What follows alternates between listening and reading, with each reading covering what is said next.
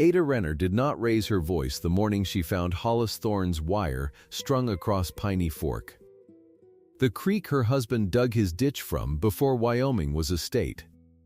She stood at the head of her own ditch at dawn, and the ditch was dry, cracked mud where the water should have run.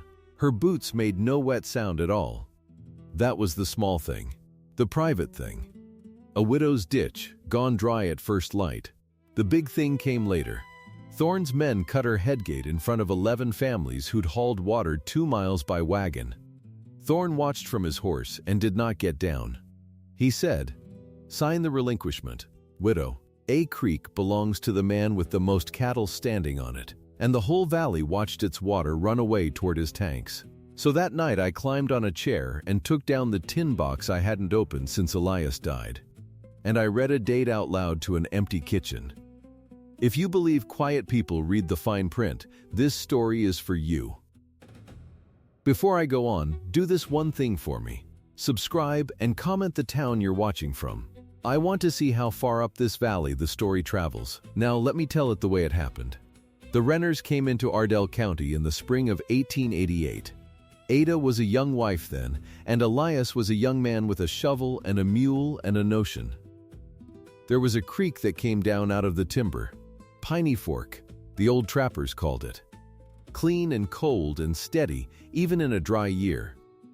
Elias stood on the bank and looked at it a long while. Then he looked at the flat ground below it, sage and bunchgrass and good dark soil under the sage. And he said, "Ada, we can bring that water to this." He dug the ditch himself. Most of it, anyway. It took him the better part of 2 years. He grubbed out the sage and he broke the ground, and he cut a channel 1.25 miles long off the fork and down across the bench to their claim. In the summer of 1889, the water ran in it for the first time. Ada remembered that day better than her wedding day. The water came down the new-cut ditch slow, feeling its way, dark against the raw dirt. And when it reached the field, it spread out and soaked in, and the ground drank it. Elias took off his hat. He didn't say anything grand. He just said, "There. That'll grow us something." It grew them everything. Hay first, then oats, then a garden that fed them through the winters. It grew them a life. And it did more than that. Because after the Renners, other families came. They saw that the Renner ditch worked, and they came in behind it and filed their own claims below and beside it. 11 families, all told, over the years. The Sundbergs, the Dietrichs, the Kleins, little places, most of them, a quarter section, a house, a barn, a few milk cows and a garden and hope. Every one of them watered off Piney Fork one way or another. Every one of them owed a little something to the man who cut the first ditch and proved the water would come. Ada loved that creek, but I want to be honest about how she loved it. She didn't love it the way you love a thing you're afraid to lose. She loved it the way you love the sun coming up. Plainly, without thinking much about it. Water was just water, back when there was enough of it. It ran, and you took your turn, and there was always more coming down out of the timber. Nobody counted it. Nobody fought over it. There was no need. Elias, though, Elias had done one thing Ada never fully understood the weight of. When he filed on that water, he did it proper. He rode to the county seat and he stood in front of a clerk and he wrote it all down. The Renner ditch. Off Piney Fork. 4.5 cubic feet a second. Priority date. The summer of 1889. And they gave him a paper back with a seal on it. And he brought it home and put it in a tin box on the shelf. And that was the end of Ada thinking about it for 22 years. She'd say to Samuel, later, "I never bothered with paper. That was your father's way, not mine." The ditch papers sat in that tin box on the shelf, gathering dust up above the flour and the coffee. She hadn't opened it since Elias died. That was 3 winters back now. The influenza took him in a week. Strong man, healthy, and then he was gone before the snow melted. Ada buried him on the rise above the ditch, where he could hear the water, she liked to think. And she took up the place herself, with Samuel. Samuel was 17 the summer this happened. Ada's boy. Big through the shoulders like his father, quick to heat like his father wasn't, a good boy. But young. Young enough to think that the answer to a thing was always to hit it. Ada watched that in him and worried at it, the way you worry a loose tooth. Now I have to tell you about the dry. That summer, the rain stopped in May. And then it just didn't come back. 60 days, and not a drop that mattered. A few clouds that teased and slid on north, heat that sat down on the valley and would not get up. The grass on the hills cured off brown by the middle of June. The stock ponds shrank to cracked rings. The dust came up off the roads in a red haze behind every wagon and hung there in the still air. And the whole valley, all 11 families and the renters besides, lived off one thing: Piney Fork. The creek got low, but it kept coming. Cold water out of the shaded timber, fed by snow that had fallen up high months before. In a dry year, the creek was everything. It was the difference between a crop and a ruin, between staying and walking away. You have to understand that, or none of the rest of it lands right. This was not a fight about a pretty stream. This was a fight about survival. The mortgages were coming due at the county bank in Kettle Crossing that August. Little mortgages, most of them, but a little mortgage will take your place same as a big one if you can't meet it. And a farm with no water grows no crop, and a farm with no crop makes no payment. Everybody in the valley knew the arithmetic. Water was money now. Water was the deed itself. A man who controlled the creek controlled every family on it. And there was a man who meant to. Hollis Thorne came into the country from somewhere back east, with money behind him and more money coming. Thorne Land and Cattle Company.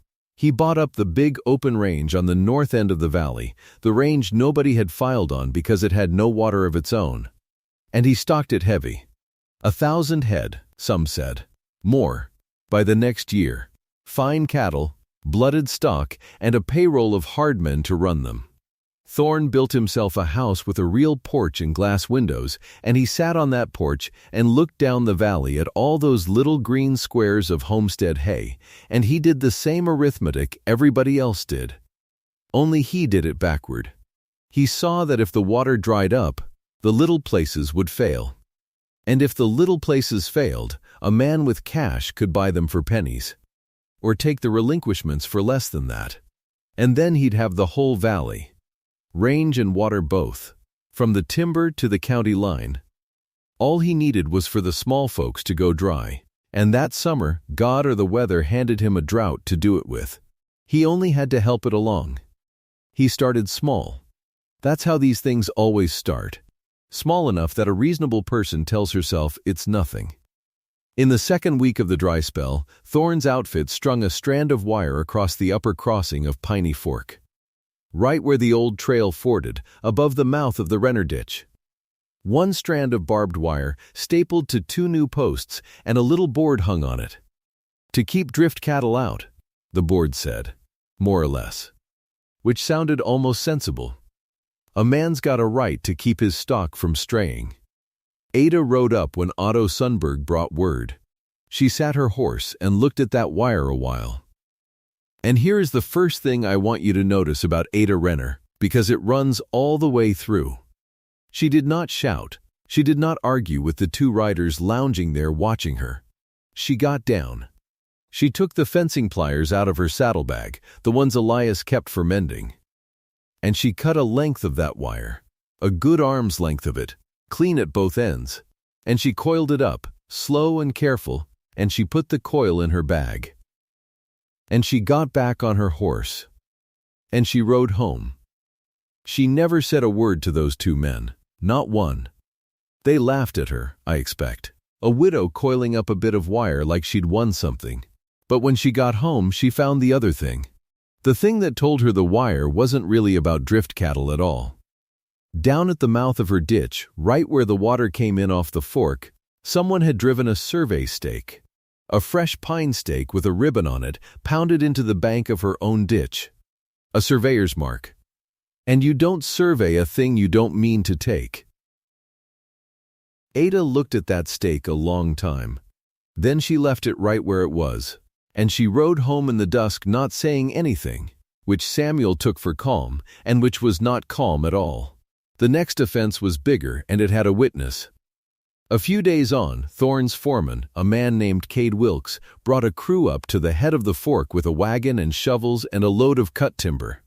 And they built a dam, not a big dam, a low diversion, thrown across the fork just above the Renner headgate, angled to throw the main flow off to the side into a new cut that ran toward Thorne's ground and his stock tanks. It didn't stop the creek, it just took most of it. By noon that day, the water coming into the Renner ditch had dropped from a good steady run to a trickle you could step over. And the trickle was warm and slow and full of the mud they'd stirred building the thing. Otto Sundberg saw them build it. He was up checking his own little lateral, and he stood in the willows and watched Wilkes and 4 men throw that dam across the public creek in an afternoon. Otto was a slow, careful Swede, and he came and found Ada that evening with his hat in his hands and told her every bit of what he'd seen. Times, names, the wagon, the number of men. Ada made him say it twice, and she wrote it down.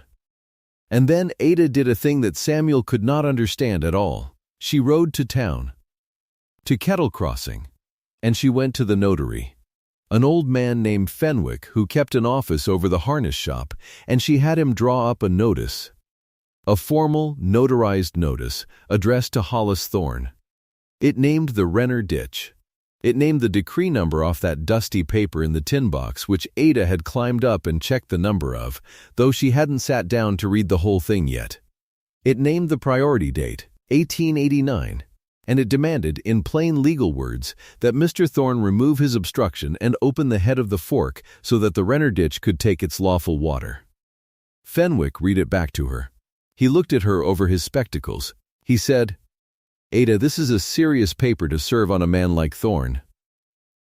She said, "It's a true paper. Serve it." And she had it delivered, with a witness along to swear it was put into Thorne's own hand.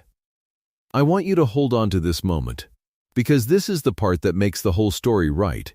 In the end, Ada Renner warned him. In writing, with a date and a seal and a witness. She did not sneak, she did not lie in wait, she did not do a single thing in the dark. She stood in the daylight and she handed the man the law and asked him, politely, to obey it. You want to know what Hollis Thorne did with that notarized notice?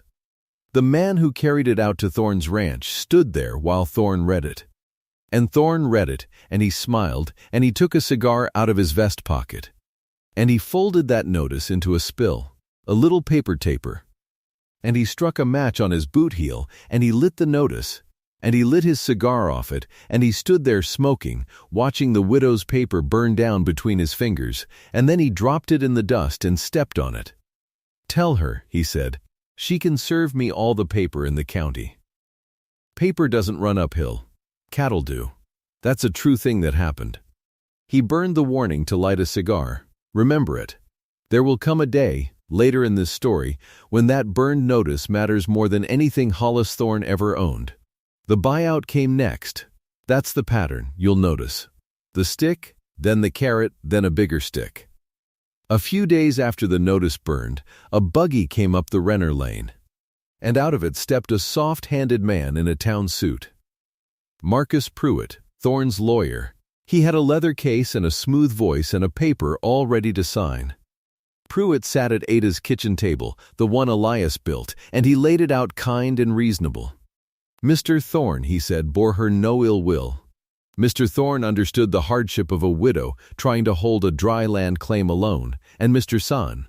Thorne was prepared, out of pure Christian generosity, to purchase her relinquishment, to take the whole worry off her hands.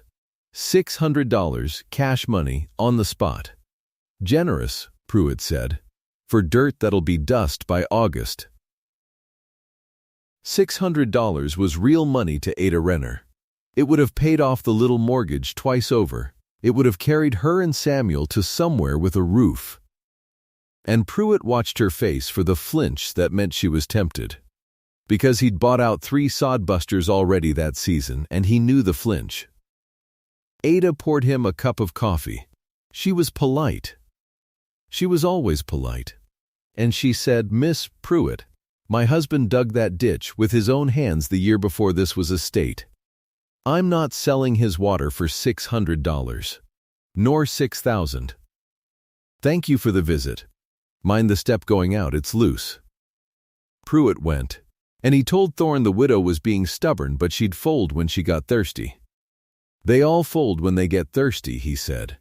And Thorne nodded, because that was his whole plan in 4 words. Make them thirsty. So he made them thirsty.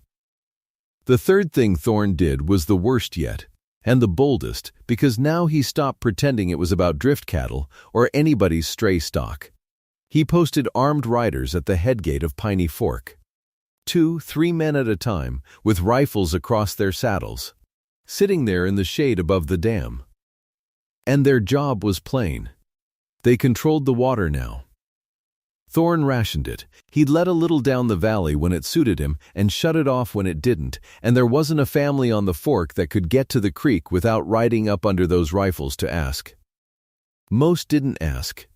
They were afraid, and they were right to be. Instead, they hitched their teams and they drove 2 miles down to the river, the big muddy river on the flat, and they filled barrels there and hauled them home. 2 miles down loaded and 2 miles back, in that heat, in that dust, a wagon groaning under the water weight, and it was a day's work to bring home what a family and a garden drank in a day. They did it because they had to. Old men and children hauling water in barrels while a creek ran clean a mile above them, guarded by hired guns. Samuel could not stand it. He was 17, and his blood was up, and one evening he came in from hauling with his shirt soaked through and his hands blistered, and he threw the dipper across the room. "We got a rifle too," he said. "Pa's rifle. There's more of us than there is of them if the valley'd stand together. We could go up there tonight and pull that dam apart and dare them to stop us." And Ada took him by the arm. Not hard. Just took it, and held it, and made him look at her, and she said, "Samuel, listen to me. The day you take a rifle up to that headgate is the day Hollis Thorne wins. Because then it's guns, and he's got more guns and better lawyers in every card there is. If we fight him his way, on his ground, we lose. We lose the place, and maybe we lose you." She let that sit. "There's another way. It's slower. It won't feel like anything for a while. But it's the only way that ends with us still standing. I need you to trust me and keep your hands off that rifle. Can you do that?" He couldn't, not really. He said he would because she asked. But in his heart he thought his mother was beaten and just too proud to say it. He thought the calm was surrender. He was wrong about that. He was as wrong as Hollis Thorne. But it would be a long summer before either of them found out how wrong. Now I come to the day. The bad day. The one the whole first half of this story was walking toward. It was the middle of July, the hottest, driest stretch of the whole dry summer. And it happened to fall on a day when the valley families had all come up together to the fork. There'd been word that Thorne might let some water down, and 11 families had brought their wagons and their barrels up the creek road, hoping to fill close to home for once instead of driving to the river. 11 families. Men and women and children. Old Otto Sundberg and his wife and their grandchildren. The Dietrichs. The Kleins. Barrels and buckets and dippers, the whole valley gathered along the creek bank in the white heat, waiting on the water. And Hollis Thorne rode down to meet them. He came with Cade Wilkes and a half-dozen riders, and he sat his horse up above the headgate where everyone could see him, tall and easy in the saddle with the sun behind him. And Ada was there too, with Samuel, because word had reached her and she'd come to stand with her neighbors. Thorne let them all get settled. He let them all be looking. And then he nodded to Wilkes. And Cade Wilkes got down off his horse, and he walked to the Renner headgate, the good oak headgate that Elias built to turn the fork's water into the ditch. And he took an axe off his saddle, and in front of 11 families, in front of the widow who owned it, Cade Wilkes cut the Renner headgate clean apart, chopped the gate free and kicked the pieces into the creek and let them wash off. so that even the little trickle that had been getting through, even that, now ran wide and free straight past the ditch mouth and on down into Thorne's diversion toward his tanks. He cut the valley's own water and pointed all of it at Thorne's cattle. Nobody moved. You have to picture it. All those families standing in the heat with their empty barrels, watching that water run away to a rich man's stock tanks, and not one of them able to do a thing about the guns on the bank. And Hollis Thorne looked down at Ada Renner from his horse, and he said it slow, so it would carry, so every family on that bank would hear the terms of their own defeat. A creek belongs to the man with the most cattle standing on it, he said. That's the only law out here that ever meant anything. You can sign the relinquishment, widow, and I'll still give you the 600, because I'm a generous man. Or you can watch your neighbors dry up and blow away because a stubborn old woman wouldn't take a fair price. Their ruin is on your head, not mine. Sign. And then he turned his horse and rode back up the hill, and his riders came behind him and left the whole valley standing there in the dust looking at a dry ditch and each other. I want to stop right here and tell you what really happened in that moment, because it wasn't what Thorne thought happened. Thorne thought he'd won. He thought he'd shown them all who the water belonged to and that the widow would fold by morning. But what he'd actually done was create a debt, a moral debt, out in the open, with 11 families as the witnesses to it. Every one of those people saw an injustice done in broad daylight to a woman who'd never done a wrong thing in her life. Her husband's own ditch, cut apart in front of her. And a thing like that, witnessed, doesn't just go away.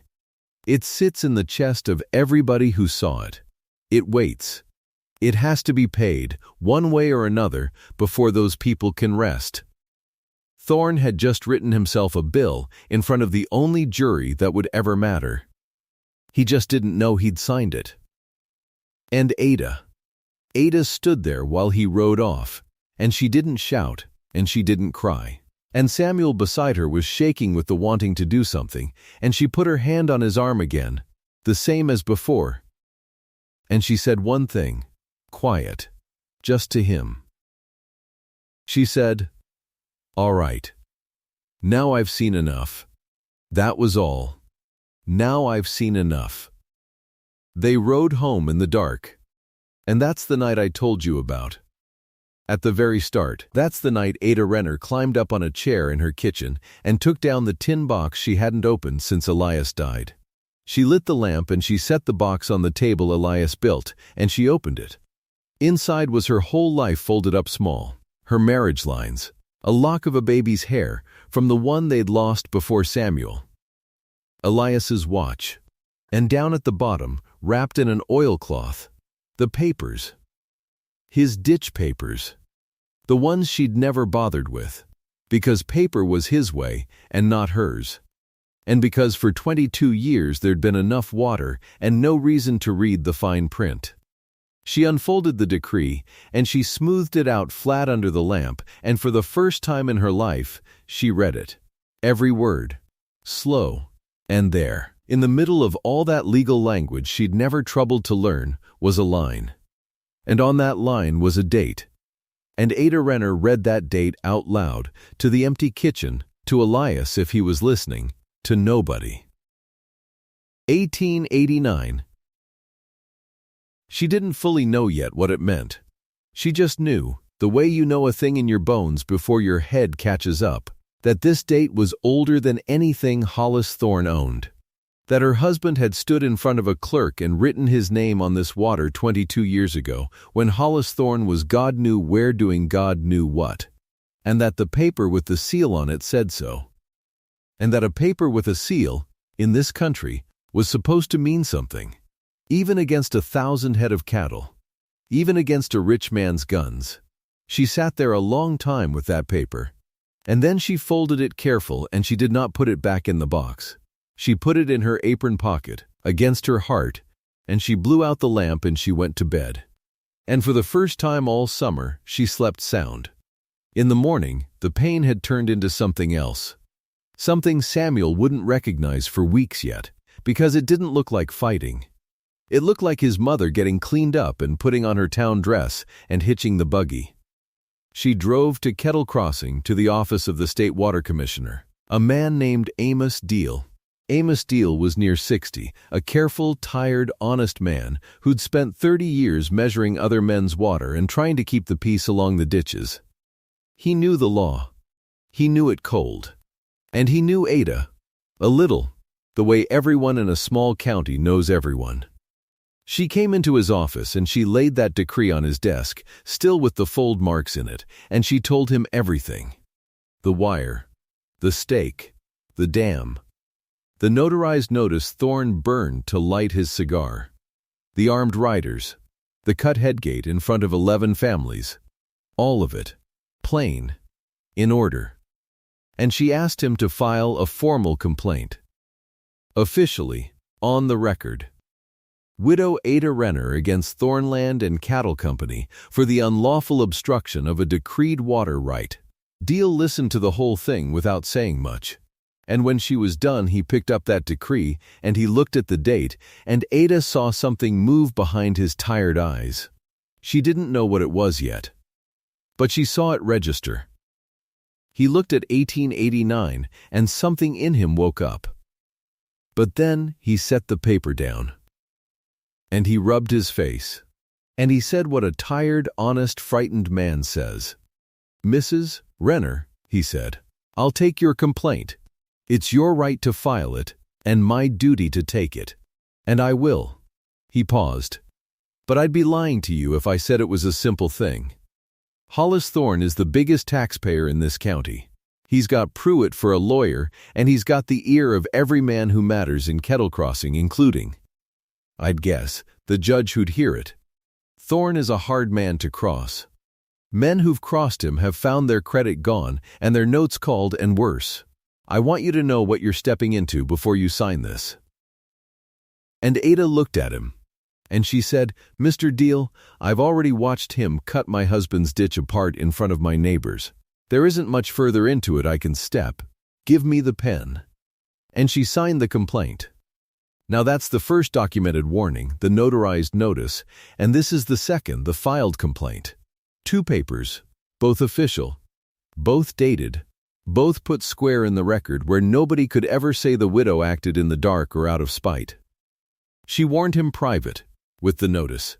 Now she warned him public, with the state. Every step in the daylight. Remember that. It's going to matter enormously. Deal took the complaint.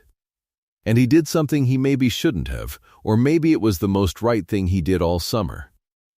He kept Ada back a minute after she signed, and he lowered his voice, and he started to teach her. Because he'd seen that date, and he couldn't not tell her what he knew. "Mrs. Renner," he said, "I want you to understand the thing you're holding. Out here, water doesn't go to the man with the most cattle, whatever Thorne told your neighbors. It never has. We settle water by one rule in this state, and it's an old rule, and it's a hard rule, and it does not care one bit how rich a man is." He tapped the decree on his desk. First in time, first in right. The man who put his ditch on the water first, and filed it, and got his date on the record, that man takes his full water before anybody who came after him gets a single drop. In a dry year, the oldest right on the creek fills clear up to the top. And everybody junior to him goes without, in order, newest first, until the water's gone.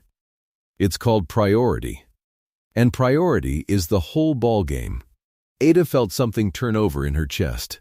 She said, "Careful, and this date, 1889. "That," said Amos Deal, "is a very old date for this country. That is about as senior a right as exists on Piney Fork or any fork near it." He looked at her. "I'd want to see it certified and confirmed against the county recorder's ledger to be sure of it. Dates can be contested. Filings can have flaws. But if that date holds, Mrs. Renner, if that date is what it says it is." He stopped himself.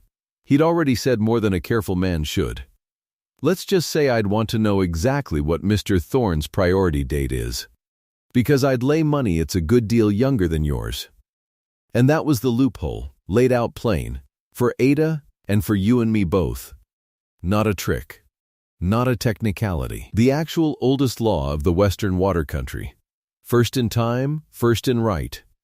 Thorne had 1,000 head of cattle and a house with glass windows and a lawyer in a town suit. And Elias Renner, dead 3 winters, had a date. And out here, the date beat the cattle.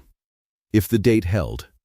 Ada drove home that evening with the whole thing turning in her mind, slotting into place like a key she'd been carrying 22 years without knowing what it opened.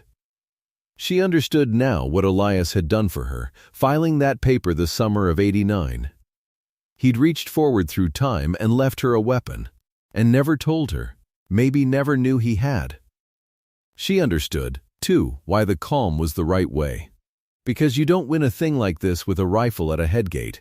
You win it with a date in a ledger, if the date is real. And there was only one way to know if the date was real, and to make it a thing no lawyer could wave away. She had to get it certified. Confirmed against the recorder's own book.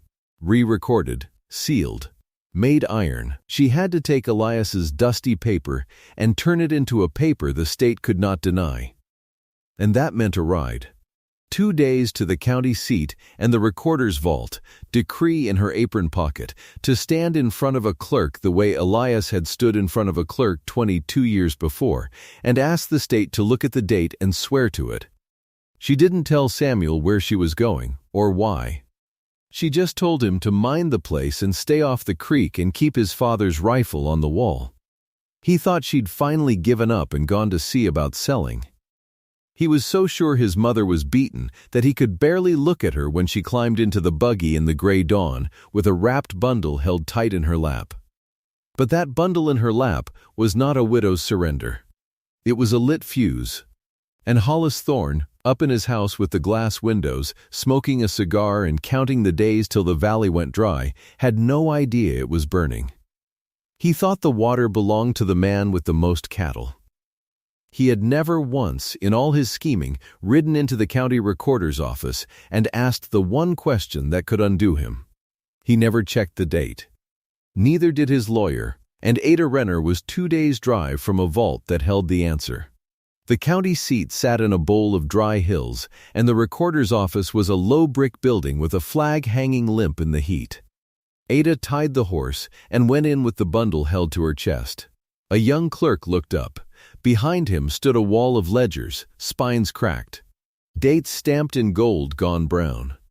She set the wrapped decree on the counter and unfolded the oilcloth the way you'd unwrap a newborn. "I want this certified," she said. "Confirmed against your book. Re-recorded and sealed." The clerk turned the paper to the light. He read Elias's cramped hand. He read the number at the top. Then he went still in a way that told her he understood before she did. "Renner Ditch," he said, "off Piney Fork. That's mine. My husband filed it. Wait here." He came back with a ledger so heavy he carried it in both arms. He set it down and turned the pages slow, wetting his thumb, and Ada watched the years go by upside down. 1895. 92. 90, and then his finger stopped, and he turned the book so she could read it right side up. There it was. Renner, priority date, the summer of 1889. 4.5 cubic feet a second. In the county's own hand, not Elias's, the state's copy, made the day he'd stood here 22 years before. "It's real," the clerk said, almost gentle. "It's on the book. This is one of the oldest rights on the whole fork." Ada put her hand flat on the page. She didn't cry. She'd done her crying at the headgate in July with 11 families watching. This was something else. This was the feeling of a floor coming up under your feet after a long fall. "How senior?" she asked. The clerk ran his finger down the column past her line, names she half knew. And then, low on the page, a big one. Thornland and Cattle Company. He tapped it. 1902, he said. "Stock right. That's the biggest outfit in Ardell County, ma'am, and on this book he's 12 years behind you. Behind you, and behind near everybody else on the fork. 12 years. She let the number sit in her chest. Elias had reached forward through time and left her a weapon, and the weapon had a name for its edge, and the name was a date. "Certify it," she said. "All of it. Make it iron." It took the rest of the day. The seal, the re-recording, the second signature, the stamp pressed hot into wax. When it was done, she had a paper the state could not deny, and she wrapped it back in the oilcloth, and she slept that night in a boarding house with the bundle under her pillow like a girl with a letter. 2 days home. She went first to Amos Deal's office.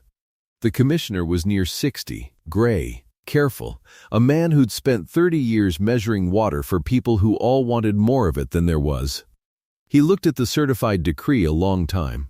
Then he set it down and rubbed his face. "You understand what this is," he said. "Tell me plain. You know first in time, first in right. I told you that much already." He leaned back. "Here's the part I didn't. A senior right isn't just a piece of paper that says you were here first. It's a live thing. You can make a call on the river. A call. Any day the creek runs low and yours doesn't fill, you come to me. You put it in writing. You demand your water. And the law says I have to go up that fork and shut every headgate junior to yours, every one, until your ditch runs full at 4.5 feet. He held her eyes. Every gate. Doesn't matter whose.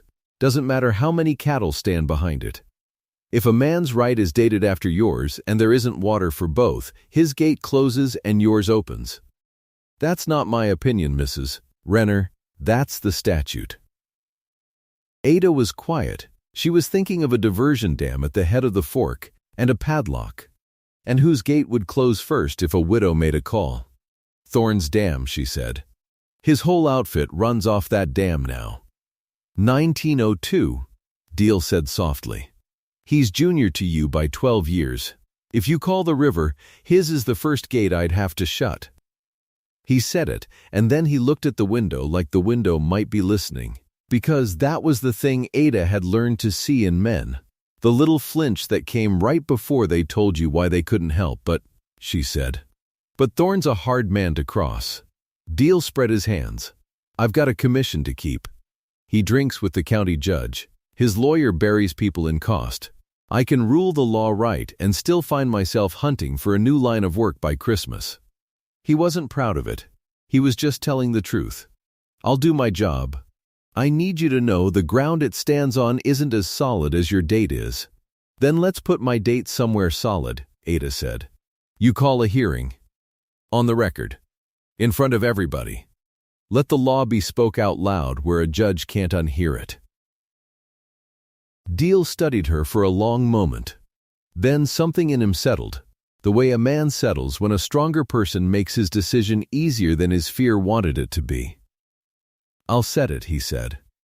Driest week of August. That's when the fork's lowest and the right's clearest. He wrote something down. Until then, Mrs. Renner, don't let him know what you're holding. The minute Thorne understands that date, he'll spend every dollar he has finding a crack in it. Let him think you're beaten. He already thinks that, Ada said. My own boy thinks that. She rode home into her own kitchen, and she took down the tin box, and she put the certified decree inside it, and beside it she coiled the length of Thorne's barbed wire she'd cut off the upper crossing in the spring. The two things together, the date and the fence. She wrapped them in oilcloth and set the box back on the shelf above the flour and the coffee. Right where it had gathered dust for 3 years, and nobody who walked into that kitchen would have looked at it twice. That was the hard part, the waiting with a lit thing in your hand and your face gone smooth. She played it out slow and awful. When Pruitt's man rode up with the offer sweetened to a partial $60 now, the relinquishment to follow, to show good faith. Mrs. Renner. She took the 60. She counted it into her apron and thanked him and looked at the floor when she did it, and the man rode back to Thorne's house with the news that the widow was folding. Ada spent the $60 on flour and lamp oil and felt every coin of it like a swallowed stone. But it bought her the one thing worth more than money that August. It bought her Thorne's certainty that she was done. Once it nearly came apart. She was on the recorder's steps in Kettle Crossing, come to fetch a second certified copy for safety, and Cade Wilkes rode past and reined in. Thorne's foreman, the man who'd built the dam and cut her gate. He looked down at her from the saddle, and his eyes went to the paper folded under her arm. "Long way to town for a widow, Mrs. Renner," he said. "What business you got at the recorder's?" Ada felt her whole plan hang on the next breath. She made her voice tired. She made it small. "Settling Elias's estate," she said. "There's papers a woman doesn't understand till her husband's gone. Mr. Wilkes, deeds and such. I'm just trying to put it in order before I sell." She let her mouth pull down.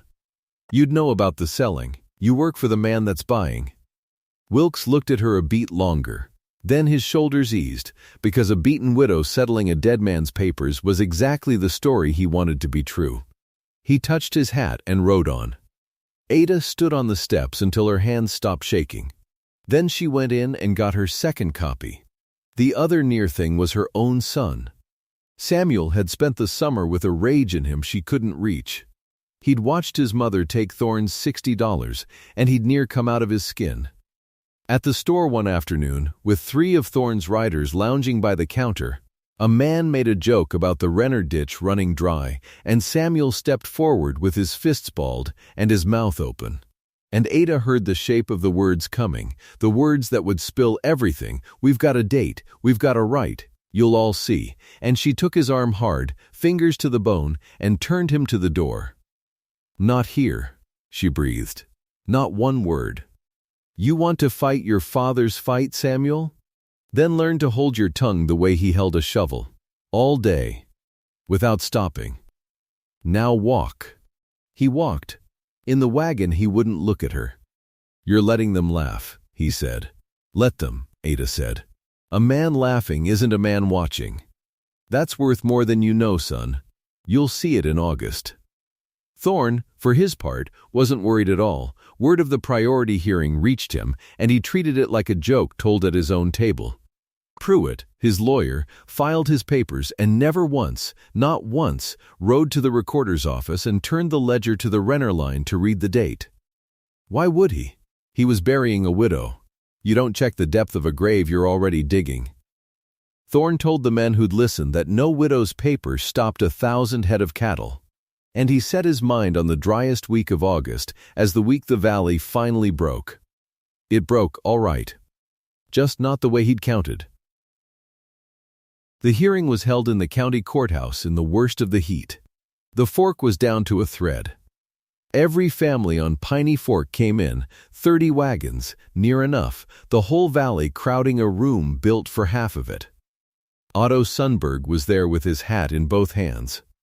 The 11 families who'd hauled water 2 miles by wagon were there, faces burnt, watching. Amos Deal sat at the front table with his ledgers. The county judge sat above them all. And yes, he was Thorne's poker friend. And yes, Thorne sat in the second row with his boots crossed like a man come to watch a formality. Pruitt opened by moving to dismiss. "Your Honor, this is a nuisance filing by a distressed widow," he said, smooth as poured cream.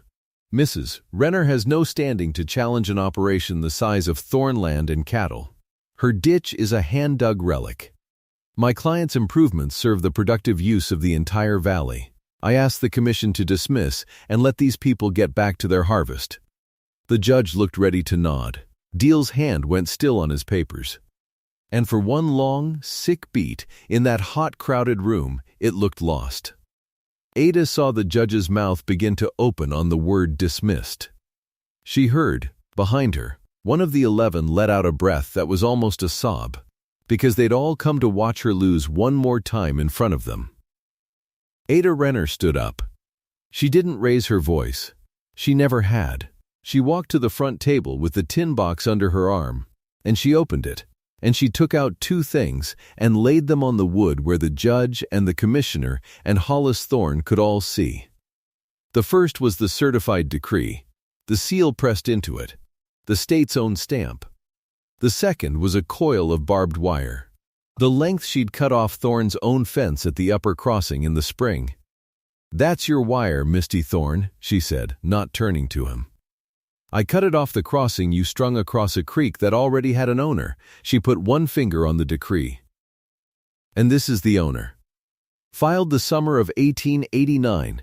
My husband walked into that recorder's office 22 years ago and asked the state to write down that this water was spoke for. I'm not asking anybody to take a widow's word. I'm not asking for pity, and I don't want your $60 back. You can keep it." A small hardness there. "I'm asking the state to do one thing. Read the date." The room had gone dead quiet. Deal reached over and drew the decree to himself. He looked at the seal. He looked at Pruitt, who had gone the color of ash, because Pruitt in that instant understood what he had never bothered to check. And Amos Deal, 60 years old, afraid of the biggest man in the county, standing on ground he'd said himself wasn't solid, Amos Deal read the date out loud. Renner Ditch. Priority date, the summer of 1889. 4.5 cubic feet a second. He set it down and lifted his own ledger and turned it, slow, to a page he'd marked. Thorne Land and Cattle. Stock right. 1902. He looked up, and the fear had burned off him and left something plainer and harder underneath. Under the law of this state, Mr. Pruitt, the earliest right takes water first, every year, drought or no. Your client's right is junior to Mrs. Renner's by 12 years. Pruitt scrambled. He asked for a continuance. He asked for time to examine the certification. He said the seal wanted authenticating, knowing full well it didn't. Thorne, in the second row, uncrossed his boots and leaned forward with his face gone dark, and when the delays failed, he did the thing that told the whole room what kind of man he was. He turned to the 11 families and said, loud, "Half of you hold your paper through the county bank. My bank. You push this and I'll see your mortgages called by fall."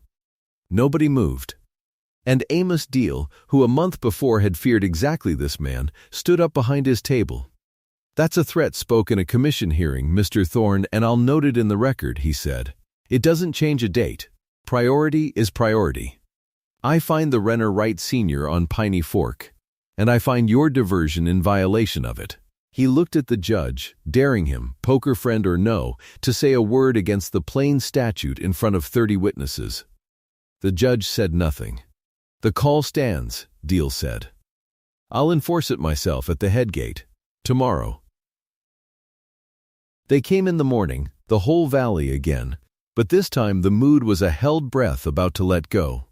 Amos Deal rode up the fork to Thorne's diversion dam with the county padlock in his saddlebag and a paper in his coat. Thorne's men stood by the gate, and Cade Wilkes among them, and for a moment it might have gone to something ugly.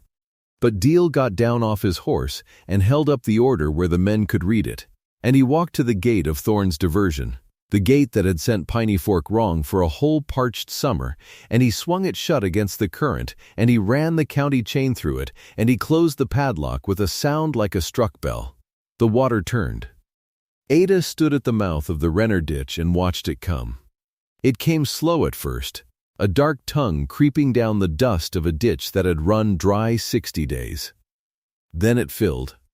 Then it ran, 4.5 feet of it, cold off the mountain, brown with the summer's dirt, and it reached the survey stake with the ribbon still tied to it that Thorne's man had driven at her ditch mouth to mark it for taking, and it ran right on past that stake like the stake was nothing. Down the main ditch. Into the 11 laterals. Otto Sundberg's family had their gate open and their little cut ran full for the first time since June, and Otto put his hat over his heart and didn't say anything at all. And up the fork, at Thorne's tanks, the water stopped coming. His stock tanks, that had been the fullest water in the county all summer, sank and went to mud. And his 1,000 head began to bawl in the heat with the creek chained shut against them. The law had done it, not a rifle. Not Samuel's fists, a date in a ledger, read out loud. What came after came one man at a time, and Ada made herself watch all of it. Cade Wilkes came first, because the order named him. The commission had found his fence and his dam in violation, and the order said the wire came down at the hand that put it up. So on a bright, hard morning, Cade Wilkes rode to the upper crossing alone with a pair of fencing pliers, and in front of the same families he'd cut the headgate before in July, he pulled his own fence down. Coil by coil, post by post. Nobody helped him and nobody jeered him. The 11 families just sat their wagons and watched in a silence worse than any shouting, and Wilkes worked with his jaw set and his ears red, winding the wire he'd strung to dry them out, until the crossing stood open again, the way it had stood open before he ever came. When he was done, he tied the coils to his saddle and rode off, and didn't look back at any of them. Marcus Pruitt came apart quieter and worse. It happened in Thorne's own parlor, the room with the glass windows, with Deal there to take it down for the record of the fine. Thorne wanted to know how a lawyer he paid good money had led him into a dam he now had to pay to have torn out. And Pruitt, cornered, with the commissioner's pen moving, had to say the thing out loud. "I didn't check the recorder's ledger," he said. His voice was flat. "I read her filing as a relic. I never turned the book to her date." "You never checked," Thorne said. "The date was public, Mr. Thorne." Pruitt looked at the man who'd paid him, and there was something almost like relief in finally telling the truth. "It sat in that ledger the whole time. Any clerk in the county would have turned the page and shown you. I didn't ask. You didn't ask." He gathered his hat. "There's no crack to find in a date that old, filed that clean. There never was. I'll send my final bill." He sent it. Thorne never paid it, and Pruitt never pushed, because a lawyer who'd lost the biggest client in Ardell County to a widow he never bothered to research didn't have much standing left to collect on.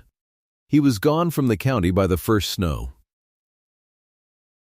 And Hollis Thorne, the cattle baron who'd said a creek belonged to the man with the most cattle standing on it.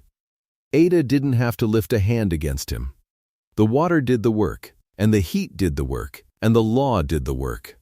His herd stood at a dry tank in the worst of August and bawled, and there was no water in the county he could take without a right older than hers. And there wasn't a right older than hers that anybody would sell him now. The fine for the illegal diversion was posted against his name at the courthouse where all the valley could read it. His plan to buy the fork out from under 11 parched families died the day the padlock closed, because you can't starve people off their land when their ditches are running full. The consolidation was over, and nobody had fired a shot. He came to her porch himself. That was the part Ada had not let herself hope for, and it came anyway, on an evening in late August with the light gone gold and long across the yard. She heard the horse and looked up from her mending, and there was Hollis Thorne getting down off a good saddle with his hat in his hand. Hat in his hand. The man who'd sat his horse above her in July and told her to sign. His cattle were dying, he said. Not begging. Thorne didn't know how to beg, but bent to it all the same. He wanted to lease water. The surplus off the Renner right, enough to keep his herd alive till the rains came. He'd pay. Ada set down her mending. She looked at him a good while.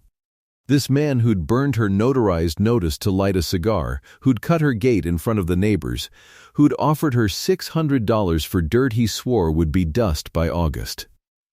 Then she stood up. "You'll take coffee first, Mr. Thorne," she said.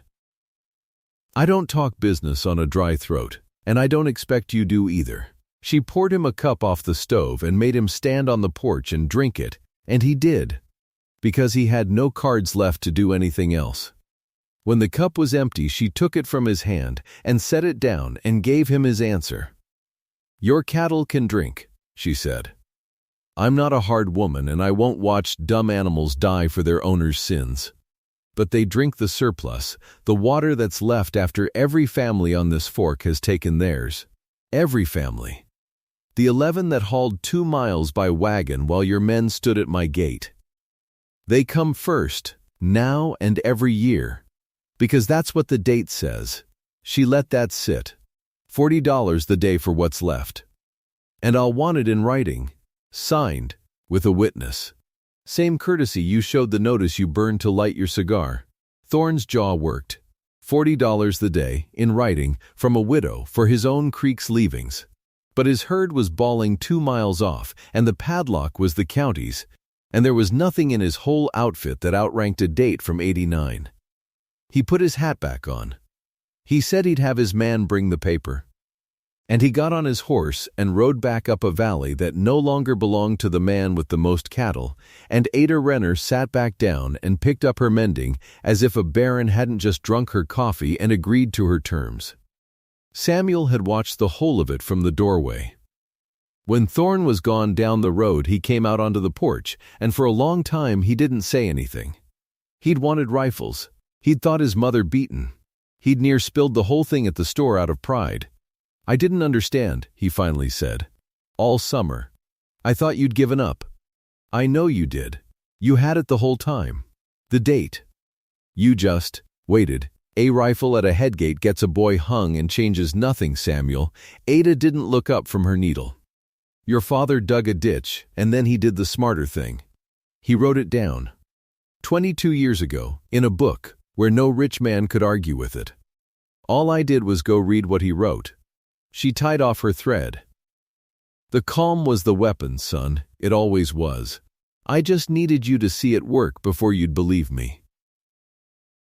The valley came home from the hearing in a line of wagons that stretched the whole road, 30 of them near enough, and as they passed the Renner place, the men took off their hats to her, one after another, the way you'd honor a thing you didn't have words for.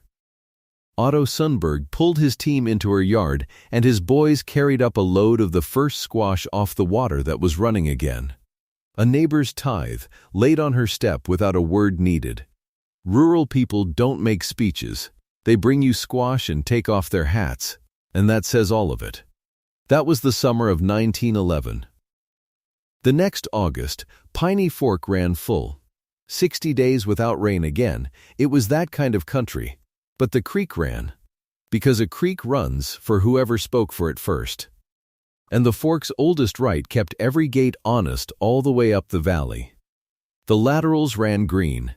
The 11 families took their turns in order of their dates, and Thorne's least surplus came last, and his herd drank it and lived, $40 the day, in writing, every time. Thorne land and cattle was broke up by then. The big outfit couldn't hold together once the water quit answering to cattle count, and the range got sold off in parcels. Sold, in the end, to the very homesteaders Hollis Thorne had tried to parch off their claims. Otto Sundberg's oldest boy bought a quarter section of it and ran his own few head there, on grass that used to be a baron's. Pruitt was long gone, practicing law in some other county where they hadn't heard the story yet. And Cade Wilkes stayed.